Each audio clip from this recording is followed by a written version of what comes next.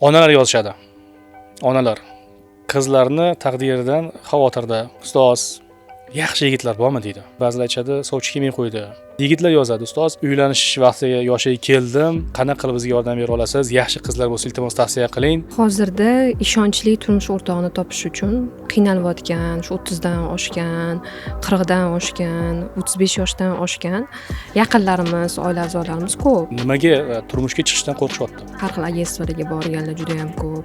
Va katta to'lov qilib ham u yoqdan o'zini juftini topa olmayotganlar ko'p. Erkak kishilar hozir ko'proq qo'rqoq bo'lib qoldi deb o'ylayman. 3 marta uchrashib bo'lsa ham, undan keyin qo'lini so'ramayotgan nomzodlarni ko'rgandan keyin vaqtini o'tkazib yuboradi. Mana shu qo'rquvlarga yechim bo'lishi uchun nimalar qila olamiz? Bizda nikoh ilovasi yo'lga qo'yildi. Bizdagi eng yaxshi qulayliklardan bittasi sun'iy intellekt. 50 mingta, 60 mingta odamni ichidan sizga mosini tanlab beradi. 10 yildan beri o'zimga juft qidirib, uylanaman deb harakat qilib yurgandim, lekin munosibini topolmayotgandim. Ilovalar orqali o'sha filtrlarni to'g'ri qo'yganligi uchun bittada o'zimga munosibini topdim. Ma'qul keldik, ota-onalar ma'qul keldi hammaga bir-biriga va biz to'y harakatini boshladik. Kecha xabar keldi. Biz sinimizni uzatdik, to'y bo'ldi. Sizlarga rahmat degan mazmunda bittasi yozdi. Boringizcha qabul qilsan, ma'qul bo'ladigan bo'lsa, sovchi qo'ysan, surishtirsan va tezroq oila qurib ketinglar. Eng zo'r kommentariy egasiga 1 oylik obunani bepul qilib beramiz.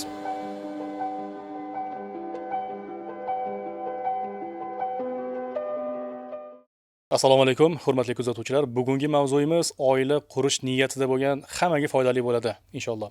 Va bugungi mehmonimiz Madina Bonu, ta'lim va tarbiya sohasida bir necha yillik tajribalari bor va atrofidagi insonlarni, ya'ni dasturdan oldin biz gaplashganimizda, atrofidagi insonlar o'sha oila qurishdan oldin qanday xatti-harakatlar qilib ko'rishadi. Ayollar pozitsiyasidan gapiradi, biz erkak kishi pozitsiyasidan gaplashamiz va xudo xolisa hammaga foydali bo'ladi. Assalomu alaykum. Va alaykum assalom. Studiyamizga xush kelibsiz, suhbatimizga. Va menda bitta savol tug'iladi. Birinchi savolni beray sizga. Ya'ni hozirgi kunda ba'zi opa-singillarimiz yoshlari 25-30 ga qarab chiqsa ham oila qurishdan xavotirda, qo'rquv bor.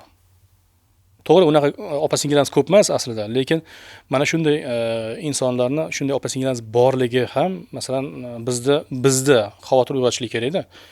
Biz xohlardik, unaqa 25-30 yoshgacha chiqmasin. Endi siz ayol kishi va atrofingizdagi opa-singillarimiz bilan masalan suhbatlashgan inson sifatida nimadan qo'rquv bor? Nimaga turmushga chiqishdan qo'rqishyapti? Ayta olasizmi shularni? Men 9 yildan beri ta'lim sohasidaman va ko'p maktabda ishga olayotgan ayollarimizni ko'pini ko'raman. 2 ta farzand, 3 ta farzandi bilan uy olishga majbur. Farzandini boqishga qiynalyapti. Shunaqa vaziyatlarni hozirgi yoshlar ko'p ko'rganidan qo'rquvlar juda ham yuqori bo'lgani uchun o'zini fundamentini qilib qo'yib, uy joyini tayin qilib qo'yib, keyin turmushga chiqishi. O'shanda ham turmushda faqat shartnoma asosida turishga harakat qilayotganlarim yon atrofimda ko'p. Ularni asudasi qilmayman bu narsa bo'yicha, lekin o'zini jufti yaxshi, Alloh bergan juftini uchratsa, vaqtliroq turmush qurgani nur ustiga alo nur bo'ladi. Ertaroq turmush qursa yaxshi bo'ladi. Yana boshqa qo'rquvlar ham bormi? Nima deb o'ylaysiz? Yana boshqa qo'rquvlar. Ishonchsizlik, masalan, atrofimizda qo'ni-qo'shnilar, qavmi qarindoshlar, Instagram masalan ko'rib turibmiz. Bu oilani, masalan, qaynona mavzulari xuddiki oila qurish bir katta bir dahshatli fojia sifatida baholab, shundan ham qo'rqishligi mumkinmi ayollar? Yo, unaqa bo'lmaydimi? Yon atrofimda shunaqangi kuchli ayollar ko'pki, bir xilda erkak kishilarni qila olmaydigan ishlarni ham qilayotganlari ko'pda. Men ko'rayotganimda ko'p vaziyatlarda erkak kishilar hozir ko'proq qo'rqoq bo'lib qoldi deb o'ylayman. Mas'uliyat olmagani uchun ham 3 marta uchrashib bo'lsa ham, undan keyin qo'lini so'ramayotgan nomzodlarni ko'rgandan keyin vaqtini o'tkazib yuboradi ko'pchilik. Mana nechta dugonalarim 30 yoshga kirgan o'rtoqlarimni mana 4 marta uchrashuvga chiqdi. Yo'q, adam bilan uchrashasizmi desa, yo'q, adam bilan uchrashmayman. Men sen bilan yana o'zing bilan yana 2 soatlab ko'rishaman deb faqat vaqtini o'tkazayotgan insonlarni ko'ramiz. Ya'ni jiddiy qadam qo'yishlikdan bosishmaydi. Mas'uliyatdan qo'rqayotganlarni ko'ramiz. Afsuski shunaqa. Bizni ham kuzatuvlarimiz shunga ko'rsatadi, masalan. Nima uchun ayollar kuchli bo'lib ketyapti? Juda ham mas'uliyatli, hamma narsani zimmasiga oladi desa, erkaklar o'sha mas'uliyatni olmagandan keyin majbur bo'lyapti ayollar. Hurmatli aka-ukalar, iltimos qilaman, bunaqa qilmanglar. Hurmatli ukalar, uylanmoqchi bo'lganlar, oila hammasi baribir mas'uliyat ustiga quriladi. Shuning uchun birinchi bo'lib turib siz o'zingiz kimsiz, nima istaysiz, maqsadlaringiz nima, kelajakka rejalaringiz qanaqa, birinchi bo'lib o'zingizni kimligingizni aniqlashtirib oling va shunga qarab turib masalan harakat qilgan bo'lsangiz, sizga qanaqa inson kerakligini bilish qiyin bo'lmaydi inshaalloh. Sizda ham qanaqadir savollar bor edi adashmasam, ko'rsatuvdan oldin so'ragandingiz. Men umumiy hamma uchun so'rasangiz foydali bo'ladi deb o'yladim. Savollaringiz bo'lsa so'rasangiz bo'ladi. Hozirda ishonchli turmush o'rtog'ini topish uchun qiynalayotgan, shu 30 dan oshgan, 40 dan oshgan, 30-35 yoshdan oshgan yaqinlarimiz, oila a'zolarimiz ko'p. Va tanishuv jarayonlari bo'yicha har xil agentstvalarga borganlar juda ham ko'p. Va katta to'lov qilib ham u yoqdan o'zini juftini topa olmayotganlar ko'p. Nimaga? Chunki hozir social mediada shunaqa ilovalarda o'zini boshqa odamni yuzini qo'yib, boshqa odamni ma'lumotlarini qo'yib, registratsiyadan o'tib, har xil nojo'ya so'zlarni yozadigan insonlar ko'payib ketgan. Mana shu qo'rquvlarga yechim bo'lishi uchun nimalar qila olamiz? Ha, zo'r savol. Aslida biz sizga tushuntirib berdik, endi hammaga aytib beramiz. Bizda nikoh ilovasi yo'lga qo'yildi. Menimcha 3 oy bo'lib qoldi, Shakajon.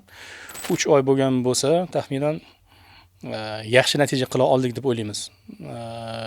Obunachilar 60 mingdan ko'proq, ichida juda ham ko'p opa-singillarimiz bor. Butun O'zbekistondan tashqari qanchasi chet eldan ro'yxatdan o'tishgan. Maqsad hammasi oila qurish. Hammasi demaylik, ma'lum bir darajasi baribir ham noto'g'ri niyat bilan foydalanishyapti. Bu o'zi g'oya qayerdan keldi degan narsani kimdir so'rashligi mumkin-da.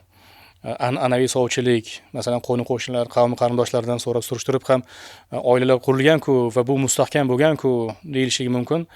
Ha, lekin shu bilan birgalikda endi zamon ham rivojlanib boryapti va sovchilik ham ma'lum bir darajada tarmoqlashib, raqamlashib, ilova bir qancha ilovalar chiqqan edi O'zbekistonda ham va biz ham mana shu ma'noda o'zimizning yordamimizni bersak degan. Nima uchun? Onalar yozishadi. Onalar qizlarni taqdiridan xavotirda. Ustoz, yaxshi yigitlar bormi deydi. Yaxshi yigitlar bo'lsa, qizimni uzatmoqchiman. Hozir bizni masalan uylarimizga ba'zilar aytishadi, sovchi kelmay qo'ydi yoki bo'lmasa bizni hech kim tanimaydi. Yordam bering degan ma'noda. Yoki bo'lmasa yigitlar yozadi, ustoz, uylanish vaqtiga yoshiga keldim, qanaqa qilib bizga yordam bera olasiz? Yaxshi qizlar bo'lsa iltimos tavsiya qiling degan mazmunda. Bu so'rovlar yig'ildi. Keyinchalik Telegramda biz munosib juft degan narsa qilib ko'rdik va yaxshi natijalar bo'ldi, xudoga shukr.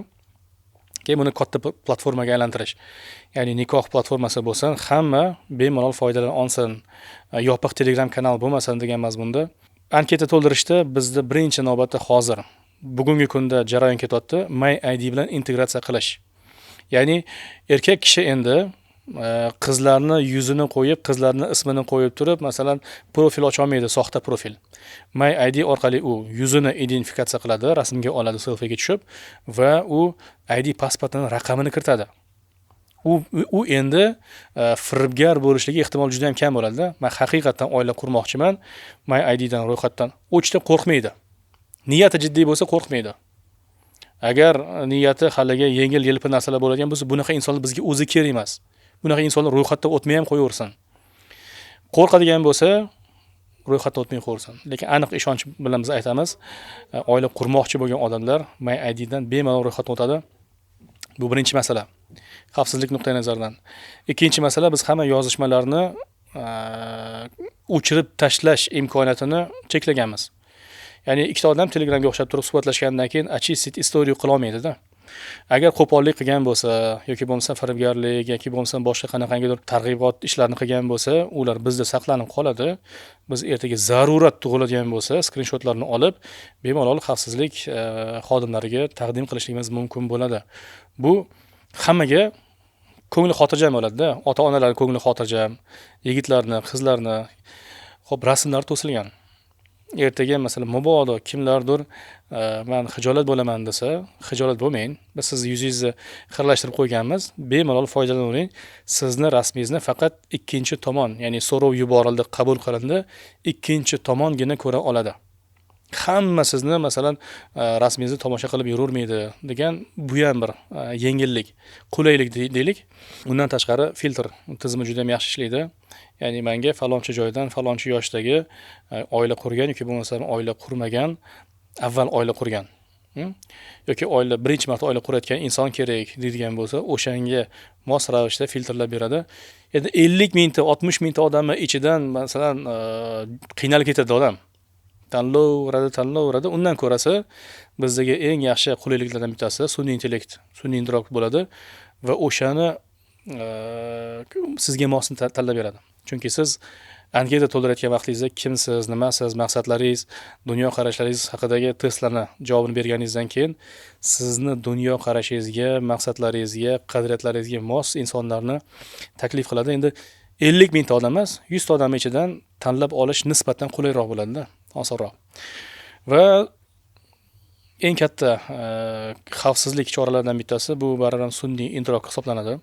Mabodo kimgadir masalan noto'g'ri mavzularda gap ochadigan bo'lsa, 18+ deylik, temalarda gap ochadigan bo'lsa yoki bo'lmasam qo'pol haqoratlar, so'kinishlar bo'ladigan bo'lsa, sun'iy idrok buni avtomat tarzda aniqlashtiradi va adminlarga yuboradi. Mana bu suhbatni ko'rib chiqinglar. Bu yerda qanaqagidir noto'g'ri gaplar ketyapti, ikkala tomonni ogohlantirib qo'yiladigan mazmunda. Xudo xolasa, umid qilamiz, hozirgacha bizda bir qancha odamlar o'z baxtlarini topganligini aytishdi. Kecha xabar keldi. Kimdir to'y ham qilibdi. Kecha biz singlimizni uzatdik, to'y bo'ldi, sizlarga rahmat.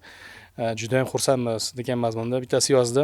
Endi yaqinda ishga tushirgan paytimizda ustoz 10 yildan beri o'zimga juft qidirib uylanaman deb harakat qilib yurgandim, lekin munosibini topolmayotgandim. Ilovalar orqali o'sha filtrlarni to'g'ri qo'yganligi uchun bittada o'zimga munosibini topdim. Ma'qul keldik, ota-onalar ma'qul keldi hamma bir-biriga va biz to'y harakatini boshladik. Bu insonga motivatsiya beradi. Ya'ni biz aniq nima xohlaganligimizni bilardik va natijalarni ko'rishni boshlagandan keyin undan ham xursand bo'lardik-da.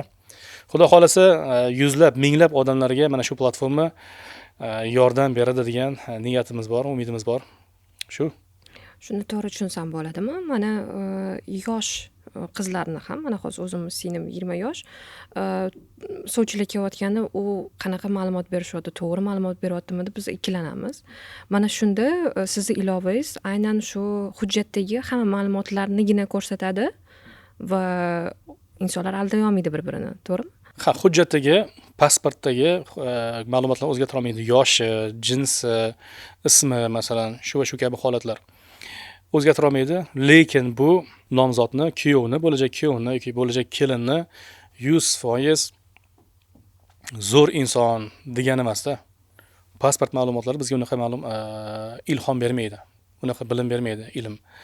Ya'ni baribir ham agar ma'qul keladigan bo'lsa, yigit bilan qiz, hop suhbatlashdi, undan keyin baribir ham oilalar tanishishi kerak. Mahalla-ko'y, qavm qarindoshlardan so'rab surishlik kerak, bu yigit o'zi qanaqa? Yaxshi bolami? Bu qiz qanaqa o'zi? degan mazmunda surishtiruv ishlarini qilgandan keyin oila qurish haqida qaror qabul qilinsa, menimcha to'g'riroq bo'ladi. Lekin surishtiruvda bizda hech kim bir-birini yomonlamaydi-da. Yuz xotir qilishadi. Yo, uni borgan paytda endi biz o'zimiz so'rashni ham bilmaymiz-da. Biz o'zimiz ham so'rashni bilmaymiz. Bor farazan, mutlaq faraz. Qo'shnini darvozasini taqillatib, assalomu alaykum. Men qizim bor edi. Sizni ham qizingiz bo'lsa kerak. Mana shu qizimni oq yuvib, oq tarab, masalan, asrab, avaylab katta qilgan qizimni mana shu qo'shnilaringiz so'rab kelayotgan ekan. Xato qilishdan qo'rqaman. Iltimos, menga yordam bering. Mana shu oila agar yaxshi bo'ladigan bo'lsa, chiroyli oila qurishiga sababchi bo'ling. Ertaga masalan bizni qizimizni urib, so'kib, haqorat qilib yoki bo'lmasa mayib qilib, jarohatlab, qizimizga zulm qiladigan masalan bir qanaqangidir nimalari bo'lsa, hozir ayting, qizimizga zulm bo'lmasin, ko'zidan yosh oqmasin, kelajakda oilasi buzilib ketmasin. Sizdan iltimos qilaman, samimiy, xolis bizga mana shu qo'shnilaringiz haqida yolg'on gapirmasdan bizga ma'lumot bering deb so'rash asli to'g'ri bo'ladi-da. Lekin biz boramiz, assalomu alaykum, shunaqa qo'shningiz bor ekan, yaxshi odamlarmi? deyilsa, yaxshi odamlar deydi. Yomon demaydi-da. Lekin biz aytganimizdek, haligi o'rtaga xavotirlik bir ozgina nimani qo'yib, bu meni qizim, bu meni jigarim, bu meni kelajagim, masalan, men asrab avaylab katta qilganman. Ko'zdan yosh oqsa men chidolmayman. Ertaga masalan kimdir buni oyoq qo'lini sindiradigan bo'lsa, ko'zini ko'kartiradigan bo'lsa, men bu narsadan chidolmayman. Bu narsani oldini hozirdan olaylik, iltimos menga yordam bering deyilsa, o'shanda to'g'ri bo'ladida. Va siz sabab deb turib qo'shniga bir oz mas'uliyat yuklab qo'yishlik kerak-da. Bir oz. U qo'rqsin yolg'on ma'lumot berishlikdan. Xudo uchun ham deb qo'yarsan. Xudo uchun shu inson qanaqa, men chiqib turib sizni yomonlamayman. Xudo uchun menga shu insonlar qanaqaligini aytib bering. Qizimizni xafa qilib qo'ymaydimi? Boshqa kelinlarga nisbatan ular qanaqa muomala qilishadi? O'zaro qo'ni-qo'shnilar qanaqa muomala qilishadi bir-biriga? Degan narsalarni so'rab olishlik kerak-da. Bu qo'shningiz o'zi yaxshimi? O'g'li bor ekan, yaxshi bolami desa, yaxshi bola deydi. Bo'ldi, undan tashqari nima degan narsa? Savol bo'lmagandan keyin javob ham bo'lmaydi-da. Qizlar haqida, yigitlar haqida maksimal darajada shu kabi surishtiruvlarni qilishlik kerak-da. So'rab surishtirib, chunki men qo'rqaman, men o'zim xavotir olaman, men o'zimda qizlar bor, katta bo'lishyapti. Biz bu narsalarni chidolmaymiz ota sifatida. Borib janjal qila olmasligimiz mumkin, lekin ich-ichimizdan yemirilganligimizni, bor qizimizning oilasini buzolmaymiz. Sen qanaqa bo'lasan deb turib. Lekin ichimizdan o'tgan narsani o'zimiz his qilamiz-da. Hamma qizlarni masalan jonim, asalim, quyoshim deb turib erkalatib katta qiladi-da. Boshiga ko'tarib. Endi uzatgandan keyin ham baribir xavotir qoladi-da. Xavotir bo'lmasligi uchun bu bozor emas-da, qo'pol qilib aytganda. Haligi xohlagan paytda masalan borib, olib, yoqmasa qaytarib berib, vazirat qilib yoki bo'lmasam yaxshi chiqmadi, bo'ldi, mollarga berib yuboringlar degan narsa bu taqdirda, insonning hayotida. Men juda ham qattiq xohlagan bo'lardim, ota-onalar farzandlarini uzatish, uylantirishdan oldin juda ham qattiq o'ylab, fikrlab, maslahatlashib, surishtirib, keyin qaror qabul qilinsa, o'shanda xudo xolasa ajrashlar sonini kamaytirsak bo'ladi. Bu ham bitta sababda. Hozirda yoshlarni ham ishonchiga kirishi uchun va butun dunyo buni foydalanishi mumkin ekan bu ilova orqali. Va hozirdagi ko'p agentstvalardan ham narx arzonroq ekan. Bu nimaga bunchalik arzon? Zo'r savol. Ko'pchilik o'zi pulli ekanligidan norozi bo'ladi. Nimaga pulli qilib qo'ydinglar? Tekin qilsanglar bo'lmasmidi degan mazmunda. Bu o'zi ilova platformani tayyorlashlikka taxminan bizni bolalar 1,5 yil umri ketganda. Bu o'z-o'zidan bo'lib qolgan narsa emas, jamoa bor. Shu va shu kabi holatlar. Undan tashqari bizda men to'g'risi boshqa platformalarni narx-navosini bilmayman. Siz bilasizmi? Taxminan qancha? Taxminan dugonalarim 800 ming to'lov qilib boradigan elitni agentstvalarga borganda ham o'ziga mos nomzodlarni kuzatmadi 30 dan yosh. Ularga ko'rsatishmadi ham shu 8 ming narxga boraman degan. 800 mingga ham hatto ko'rsatishmadi. Yo'q. Hozirda sizni ilovangizni ham ko'ra olar ekan, ham tanisha olar ekan, ham hamma ma'lumotlarni tasdiqlanganligini bila olar ekan va siz chatlarni o'zingiz nazorat qilar ekansiz. Har tomonlama afzalligi bor ekan. Zo'r. Nima uchun pulli qildik? Pul aslida filtr ma'nosida ham bir bizda nima qilib beradi? Xizmat qilib beradi. Ya'ni pul to'lashlikka tayyormi? O'zi arzimagan 120 ming so'm. 2 marta obed qiladigan bo'lsa, chiqib ketadi va nima uchun biz arzimagan degan so'zni ishlatdik? Biz umumiy to'y bilan bog'liq bo'lgan hamma sarf va xarajatlarni bitta joyga to'y yig'adigan bo'lsak, to'y bilan kelin tanlash, kuyov tanlash ham bu to'yi jarayonida. Munosib insonni topa olish, bu ham to'yni jarayoni. Hamma xarajatlarni bitta joyga yig'ib, kelin salon, kuyov salon, soch turmak, kortej, to'yxona, osh va boshqa hamma xarajatlarni bitta joyga yig'adigan bo'lsak, uni ichida eng arzimasi o'ziga munosib insonni tanlash bo'lib chiqadi-da. 120 ming so'm. 120 ming so'mga inson kelajakda ehtimol o'zini baxtini topishligi mumkin. Xo'p, bu filtr ma'nosini ham bajarib beradi. Aytganimdek, niyati jiddiy bo'lmasa, ya'ni shunchaki vaqt o'tkazish, bekorchi suhbatlar degan narsa bo'ladigan bo'lsa, bu pul to'lamaydi. Endi nima qilaman deydi. Undan ko'rasa borib turib o'shanga 2 marta pirashka yesa, masalan 4 marta pirashka yesa, qorni to'yadi. Unga hozir juft kerak emas. U hozir uylanadigan, turmushga chiqadigan holatda emas. Biz filtr degan ma'noda ozgina masalan qo'ydik narxini. Men hozir turmushga chiqishim kerak. Men hozir uylanishligim kerak va menga munosib inson juda ham zarur degan odam bo'lsa, u 120 mingdan qochmaydi. Qochmaydi. To'lovni qiladi va bu o'zi to'lov qilgan bilan to'lov qilmaganning o'rtasida nima farq bor desa, masalan to'lov qilmagan odam ham bemalol bu nimadan platformadan foydalana oladi, bemalol. Kimdir masalan so'rov yuborsa, so'rov qabul qila oladi. Suhbatlasha oladi. U ikkinchi tomon rasmini ko'ra oladi. Xo'p, biz xudo xolasa kelajakda, yaqin kelajakda, balkim ko'rsatuv chiqqan vaqtda bu ishlatgan bo'lishi mumkin. Ya'ni video qo'ng'iroq. Faqatgina suhbat emas, video qo'ng'iroq orqali. Bu narsa nimaga qo'yishdik? Qizlarimiz juda ham ko'p filtrdan foydalanishyapti. Opa-singillarimiz. Ya'ni o'zini tabiiy rasmini qo'yib, haligi haddan tashqari filtrlangan yigitlar masalan uchrashuvga 2 marta shunaqa shikoyat keldi. Uchrashuvga chiqdim dedi. Rasmdagi inson bilan hayotdagi inson boshqa deyapti-da. O'shanga biz nima qilamiz? Video qo'ng'iroq qo'yiladi, limit cheklangan. 2 daqiqa, taxminan 3 daqiqa davomida video qo'ng'iroq orqali suhbatlashib, uni haqiqiy yuzini ko'ra olib, haqiqiy hozirgi vaqtdagi hozirgi ayni vaqtdagi u qanday shakli shamoyilligini ko'rishligi mumkin bo'ladi. Bepul ham foydalansa bo'ladi. Lekin u o'zi masalan yuzlab nomzodlarning ichida kimnidir ko'rdi. Mana shu inson menga haqiqatan mos ekan, men izlaganim mana shu ekan, menga to'g'ri kelgan mana shu ekan deb birinchi so'rov yubormoqchi bo'lsa, o'sha paytda aytiladi, uzr, niyatingiz jiddiy bo'lsa, obuna 1 oylik obuna to'lovi 120 ming so'm. Nima qilingda, xarid qilingda obunalar. O'zingiz birinchi o'tirib qadamni bosing. O'zingiz shijoatli bo'ling, o'zingiz qat'iyatli bo'ling degan mazmun.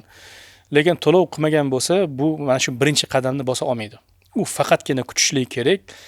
Yuzlab insonlarni, minglab insonlarni ichidan kimdir unga "Ha, siz menga to'g'ri kelar ekansiz" deb yozishlarni kutadi. Shu filtr ma'nosida aytganimdek. Shu o'rinda ta'kidlab o'tishim kerak.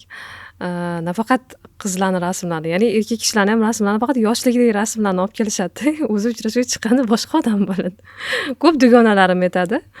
Sochlari uzun, chiroyli odamni ko'rgan edik, lekin rasmda uchrashuvga chiqsak sochlari yo'q, qoraygan. Boshqa odamni ko'rdim deb. Hurmatli aka-ukalar, mana sizlarga ham tanqid keldi. Har doim o'zingizlarning haqiqiy rasmlardan foydalaninglar. Begona rasmlardan, eski yoshlikdagi hozirgi vaqtdan farqli bo'lgan rasmlardan foydalanmanglar. Xudo xolisa yaxshi bo'ladi. Ikkinchi tomonni kutuvlarni barram to'g'rilashimiz kerak-da. Men yana narsa aytay, shu o'rinda hurmatli opa-singillar, filtrdan iloji boricha kamroq foydalaninglar. Bu shunchaki sizni go'zalligingizga baho beriladigan joy emas-da. Sizni juftini qidirayotgan odam ko'radi. To'g'ri kelsa, masalan, sizni boringizcha qabul qila oladigan bo'lsa, marhamat, o'sha odam bilan oila quringlar, haqiqiy rasmiylarni qo'yinglar va o'zingizlarning rasmiylarni qo'yinglar. Bizda birozdan keyin yana sun'iy intellekt nima qiladi? Selfie rasmi bilan profilga qo'ygan rasmini solishtiradi. Agar masalan begona odamning rasmini qo'ygan bo'lsa, ayol kishi ayolning masalan rasmini qo'yadigan bo'lsa ham o'tkazib yuborishligi mumkin-da hozirgi paytda filtr. Begonani, Hindistonlik aktrisalarni, Gollivud aktrisalarining rasmlarini qo'yib yoki bo'lmasam mushukchalar, baliqchalarning rasmini qo'yib, gullarning rasmini qo'yib, masalan, profillarni yuritayotgan opa-singillarimiz bor. Rasmini umuman qo'ymasdan yuritayotgan opa-singillarimiz bor. Qo'yinglar, iltimos, haqiqiy rasmlarni qo'yinglar va o'shanda sizni ko'rsin, boringizcha qabul qilsin, ma'qul bo'ladigan bo'lsa, sovchi qo'ysin, surishtirsin va tezroq oila qurib ketinglar. Yurmanglar unaqa 27-30 yosh qilib. Endi qizlarimizda uyat singdirilgan, yuzimizni ko'rib qolsa, birov ko'rmaydi, nima xudo deydi xolasa degan fikrlari ko'p bo'ladi-da, qo'rquvlari ko'p bo'lsa kerak. Shu ma'noda aytaman, xavotir olmasinlar. Xo'p, ajrashganlar ham bu ilovadan foydalanishi mumkinmi yoki faqat turmush qurmaganlar uchunmi bu? Yo'q, bu kimiki oila qurish niyati bo'lsin, bemalol foydalansa bo'ladi. Avval oila qurib, taqdir taqozosi bilan ajrashgan bo'lsa ham bemalol foydalanadi. Birinchi marta oila qurayotgan bo'lsa ham foydalansa bo'laveradi. Shu nuqtai nazardan men yana ba'zi qulayliklarni aytib ketay. Platformada vakil sifatida ham ro'yxatga o'tish mumkin. Mabodo agar qizlarimiz o'zi xijolat bo'layotgan bo'lsa, bo'lajak nomzodlar bilan suhbatlashishni. Amma xola, aka, ota kim bo'lishidan qat'iy nazar qizni ruxsati bilan qizni nomidan profil ochadi va vakil degan narsa turadi u yerda. Suhbatlarning hammasi o'sha qizni vakillar bilan olib boriladi. Agar vakilga bo'lajak yigitlar to'g'ri keladigan bo'lsa, mos keladigan bo'lsa, yaxshi bola ekan.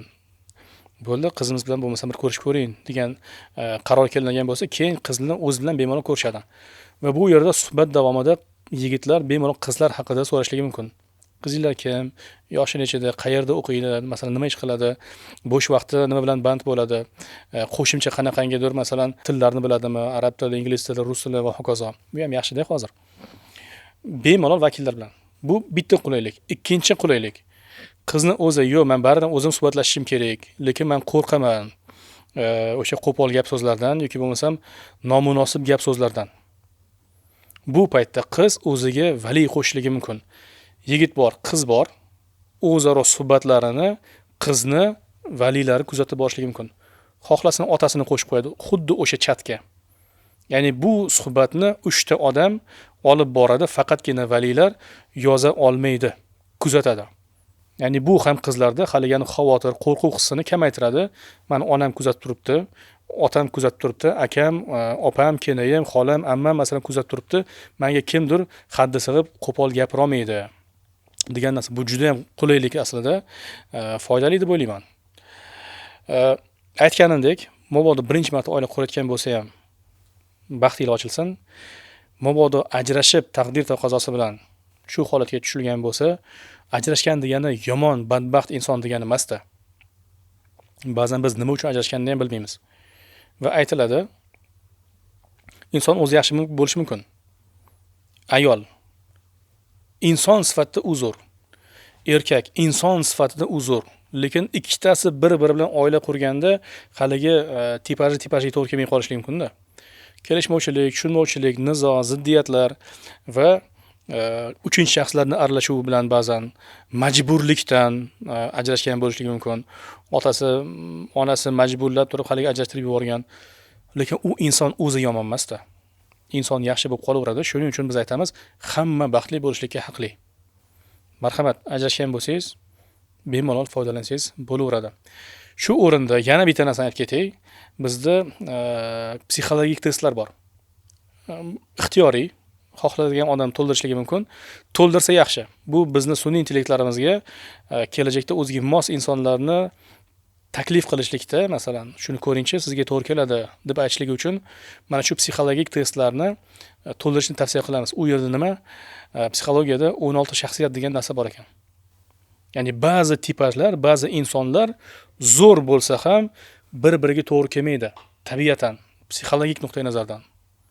Shuning uchun u yerda aytiladi, bu odam sizga to'g'ri keladi, sizni aynan psixologiyangizga mana bu odam tipaji to'g'ri keladi degan mazmunda tavsiya qiladi.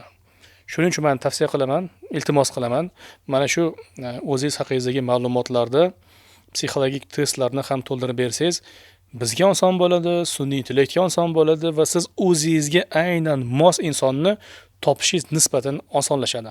Yana bitta masala. O'zim haqimda degan bio qismi bo'ladi.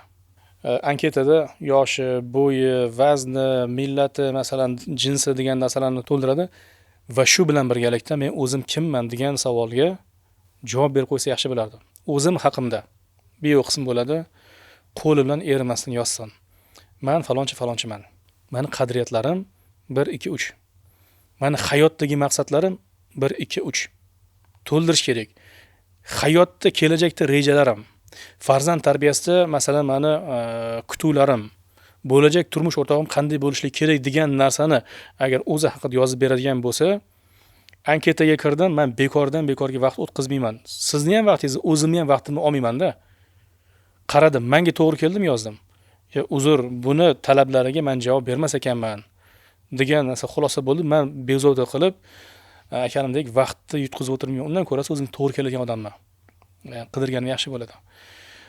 Bu ham ixtiyoriy, o'zim haqimda degan joyini to'ldirish va men hammaga tavsiya qilgan bo'lardim, yozib qo'yinglar.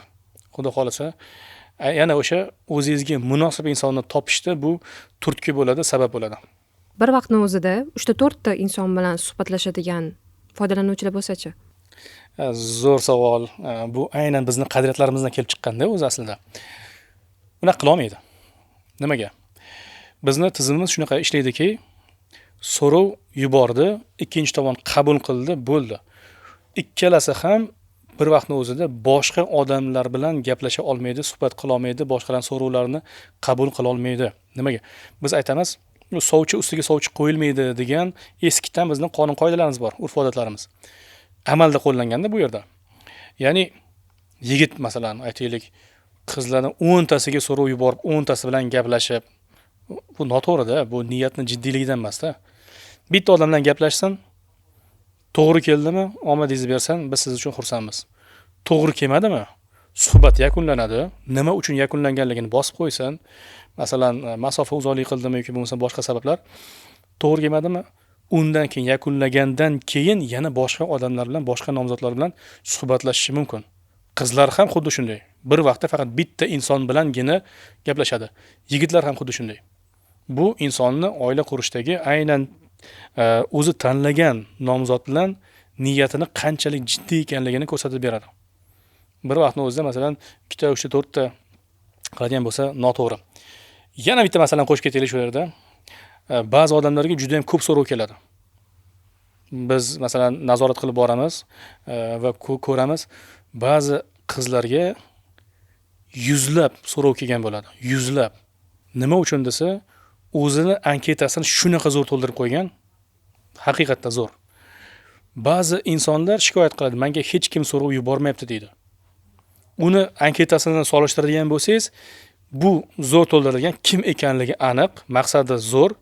Bu odamda faqat yoshi bor, millati bor, bo'yi bor, vazni bor. Bo'ldi, boshqa hech qanaqangi ortiqcha ma'lumot yo'q. Shunga biz tavsiya qilgan bo'lardik, o'zingiz haqingizdagi ma'lumotlarni albatta to'ldiring. Agar zo'r bo'lib turib insonni bitada jiz qilib ushlab qoladigan bo'lsa, albatta siz bilan suhbatlashib, yaqindan tanishishni istaydi va ma'qul bo'lgan bo'lsa, albatta oila qurishni istaydi. Biz yana aytamiz, bu bekorga o'tkazadigan, vaqtichog'lik qiladigan joy emas. Jiddiy niyatda. Faqatgina jiddiy niyatda bo'lsa yaxshi bo'ladi. Endi bitta muammo, biz odamlarning niyatini bilmaymiz-da. Niyati yaxshimi, to'g'rimi, noto'g'rimi? Ro'yxatdan o'tgandan keyin biz aytganimizdek, sun'iy intellekt uni suhbatlarini nazorat qilib boradi. Agar masalan bizni o'sha ichki tartib, qonun qoidalarimizga zid ravishda fahsh so'zlar, 18+ temalar yoki bo'lmasam haqoratlar, kamsitishlar yoki meni niyatim uylanish emas degan gap so'zlar bo'ladigan bo'lsa, sekin biz ularni bloklab yuboramiz. Bizga unday insonlar kerak emas. Bizga faqatgina oila qurishni istagan insonlar kerak. Marhamat, omadini bersin. Biz sababini qildik. Siz harakatini qilasiz. Bu yog'ing taqdir. Hozirda turmush kechikib ketayotgani sababi shu mas'uliyatlilik va'dada turish kamayib ketayotgan sabab emasmikan, ustoz? Albatta, masalan, qizlar nuqtai nazaridan agar bu men qo'rqaman, men xavotir olaman shundan desa, sabablardan bittasi shu. Va biz bu narsani hozir nazorat ham qila olmaymiz-da. Yolg'on va'dalar berib, qiziqtirib. Ha. Endi biz faqatgina nasihat qilishimiz mumkin, hurmatli aka-ukalar, unaqa yolg'on gapirmanglar. Yolg'on va'dalar bermanglar. Va'da berdingizmi, unga amal qiling. Bu baribir ham va'da ham qarz-da. Ertaga hisob-kitob paytida bu va'daga amal qilinmasligi ham juda yomon natijalarga, yomon holatlarga olib keladi. Biz faqat nasihat qila olamiz. U bo'ynidan borib ushab, uni urib, "Tavoy, sen va'da bergansan" deb turib unaqa majburlash vakolati bizda yo'q-da. O'zi va'dani shunaqa yolg'on berish oxiri nima bo'ladi? Oxiri yomon bo'ladi. Nima deymiz boshqa? Oxiri yomon. O'qitamiz deydi ba'zilar. Uylanayotgan paytda. Qizinglar masalan faloncha o'qishda ekan, "Yo'q, bo'ldi, biz o'zimiz kontraktni to'laymiz, o'zimiz o'qitib olamiz" deydi-da, lekin olgandan keyin yo o'qishini to'xtattiradi majburlab turib, "Bo'ldi, bormaysan" deydi. Yo bo'lmasam, "Kelin, bo'ldi, endi siz o'qishga bormaysiz. Men qarshiman" turib olishadi. Yoki bo'lmasam, "Kelin, adangizga ayting, kontraktinglarni sekin to'lab olinglar" deyshadi. Bu noto'g'ri narsalar-da. Juda ham. Shunaqa niyatingiz bormi? Kontraktingizni to'lab bera olmaysizmi? Ayting. biz qizinglarni olamiz, lekin kontraktini to'lamaymiz deb ayting. Chestniy bo'lsin hammasi. Yoki bo'lmasa biz qizinglarni olamiz, lekin keyinchalik o'qittirmaymiz. Uyimizda ushlab o'tiramiz deyishsin. Mana shu haqiqatni aytib, garchi masalan yoqimsiz gap bo'lsa ham, haqiqatni aytgani o'zida keyinchalik oxir paytda hisob-kitob paytida ancha o'ziga oson bo'ladi, yengil bo'ladi. Yaxshi ham shunaqa degan ekanman deb turib o'zidan o'zi xursand bo'ladi. Yolg'on va'dadan ko'ra. Xo'p, mana shu ilovadan foydalanib bir-birini uchratgan inson yaxshi munosabatlar qurish uchun qanaqa gaplashish kerak? Mana hozir ko'p dugonalarim birinchi uchrashuvdanoq endi o'zini yo'lga qo'yib olgan, yaxshi oilalar oladigan qizlardan ham birinchi uchrashuvdanoq turmush o'rtog'i, ayoli oilaga yordam berish kerak, mana bunaqa narsa olib kelish kerak deb boshidan shart qo'yayotgan erkak kishilar ham bo'layotgan ekan. Shunaqaligini nima qilasiz? Hurmatli aka-ukalar, iltimos, bo'lajak turmush o'rtog'ingizni pulini hozirdan hisoblab yurmanglar. Keyinchalik ham hisoblamanglar. Ayol kishining o'zini topgan puli o'ziniki. Bu masalan biz yoqadimi, yoqmaydimi? Qoidasi shunaqa. Ayol kishi o'zini topdimi, o'zini puli, erkak kishi uni berib yoqa, общий byudjet bitta qozon deb turib tortib olishligi yoki bo'lmasa o'rtaga qaynonalar aralashib olib qo'yishligi bu mutlaqo noto'g'ri bo'lmaydi. Agar ayol kishi o'zini ixtiyori bilan oyijon, dadajonisi shu oylik tushgan edi, mana shuni olib turib o'zingizga yoki bo'lmasa ana nimalarga ishlatsangiz bo'laveradi deb o'z ixtiyori bilan o'zini mulkidan chiqarib beradigan bo'lsa, omadini bersin. Juda yaxshi ish qilgan bo'ladi, yaxshi, zo'r. Lekin hech kim uni majburlashlikka haqqi yo'q-da, yigitlar. Bu noto'g'ri narsa. Bo'lajak turmush o'rtog'ingiz uchrashuvga chiqqan paytda qizlarni topayotgan pulni so'ramanglar. Umuman g'ururingizga ham, erkakligingizga ham, odamgarchilikka ham to'g'ri kelmaydi deb o'ylayman. Bu meni shaxsiy fikrlarim. Yo'q, men o'sha qizlarni puliga yashayman deydigan odamlar bo'lsa, bu uni huquqi. Istasa, xotinini puliga yashayversin, istasa. Lekin meni shaxsiy fikrim bu noto'g'ri. Bu nafaqat turmush o'rtog'i o'sha erkak kishilar uchrashuvga chiqqanda, ya'ni nomzodni onalari ham qizingiz ishlamayotgan bo'lsa ishlasin, oilaga shunaqa yaxshiroq ishda ishlasin deb shart qo'yib telefon qilayotgan onajonlarimiz ham bo'layotgan ekan. Men yana aytaman, hammada o'ziga yarasha huquqlar bo'ladi-da. Kimdir mana shunday istasa, meni kelinim ishlashligi kerak, meni xotinim ishlashligi kerak degan xohishni biz cheklolmaymiz. Istasin. Lekin ikkinchi tomonda qizlarni ota-onasi bilib turib shularga qizini berib yuborishligini 100 marta o'ylasin deyman. Sizga to'g'ri kelmayaptimi? Qizingizga to'g'ri kelmayaptimi? Rad qilib yuboring, bo'ldimi? Bunda muammo yo'q. Tinchgina kelajakda baxtsiz oila, ko'z yoshlar, tirik yetimlar, ajrashib ketgan oiladan ko'ra kelajakda undan ko'rasa hozir oila qurmasdan u kishi u yoqqa ketdi, biz bu yoqqa ketdik. Hozirdan yo'limizni alohida qo'raylik. Keyinchalik bolani 2-3 qilib, haligani yashab qo'yib, ajrashibdi degan nomni olib, odamlar bunday qilib ko'rsatishlikni oldini olishlik uchun hozirdan rad qilishlik eng yaxshi qaror bo'ladi. O'zi ajrashibdi deb qo'lini mundoq qilishlar to'g'rimi? O'zi noto'g'ri. Lekin odamlarimizni men bitta narsa aytaman. Bitta qonuniyat bor-da. Qonuniyat bor. Kimni qaysi ish uchun ayblasangiz, shu narsa sizni boshingizga tushmaguncha o'lmaysiz. Bu meni gapim emas. Bu bizdan oldin yashab o'tgan yaxshi insonlarning hikmatli so'zlari. Boshqalarni muhokama qilmang, boshqalarning taqdiri sizni qiziqtirmasin, o'zingizni hayotingizni yashang. Boshqalarni ayblasangiz, xuddi shu holatga o'zingiz albatta tushasiz, bu qonuniyat. Bundan ehtiyot bo'ling. Xohlamaysizmi? Gapirmang. Hozirda mana turmushga chiqmagan qizlarimiz ham institutda o'qiyotganlarni kontraktini birinchi so'zdanoq nechta bir kontrakt to'laysizlar deb so'rayotgan onajonlarimiz ham bor. Mana shunaqa vaziyatlarda ham nima deysiz? Yo'q, endi bu tabiiy jarayon, bilmadim. Endi masalan bo'lajak o'zini sarf va xarajatlarini balki hisoblab ko'rishar. Masalan biz bir oyda 10 million topamiz, Demak 12 oyda 12 qancha 120 million topamiz. Qizimizni kelajakdagi masalan kelini kontrakti masalan 30 million bo'lsa, biz 120 milliondan xarajat tashladik. Hisob-kitob uchun bo'ladigan bo'lsa, ya'ni o'zini imkoniyatlarini chamanlash uchun bo'ladigan bo'lsa, so'rasin. Lekin biz to'laymiz, to'lamaymiz degan ma'noda emasda. Yo biz to'lay olar ekanmiz, bo'ldi, qizingizni biz olib ketamiz desa va gapida turib bersa, va'dasida turib bersa, juda zo'r bo'ladi. Ayollar va erkaklar birinchi uchrashuvda qanaqa savollar berish kerak o'zi? Bu haqida o'zi boshqa podkastlar qilganmiz aslida. Lekin men o'ylayman, bu haqida ko'proq gapirish kerak va hamma gapirishlik kerak. Ilmi bor bo'lgan ustozlarimiz hammasi qayta takror aytadigan bo'lsa, xudo xolasa biz birinchi qarorimizni to'g'ri qiladigan bo'lsak, oilani kelajakda buzilib ketishligi ehtimolini oldin olgan bo'lamizda. Va bu tabiiyki jamiyatimizda ajrashishlarning sonini kamaytirgan bo'ladi. Bu katta mavzu. Ya'ni uchrashuvga chiqqan vaqtda biz yigitlar va qizlar nimalar haqida suhbatlashishlik kerak, katta mavzu. Men tavsiya qilgan bo'lardim, keyingi ko'rsatuvga olib qo'yaylik bu narsani. Xudo xolasa alohida gaplashamiz. Yigitlar nimalarni so'rashsin, qizlar nimalarni so'rashsin. Xudo xolasa keyingi ko'rsatuvimiz ham juda foydali bo'ladi. Lekin umumiy yaxshi mavzular ko'tarildi deb o'ylayman. Hammaga rahmat, sizga rahmat tashrifingiz uchun, fikrlaringiz uchun. Hurmatli kuzatuvchilar, albatta izohlarda, kommentariyalarda fikrlarni yozib o'tinglar. Qaysi fikrlarimizga qo'shilasizlar, qaysi biriga qo'shilmaysizlar.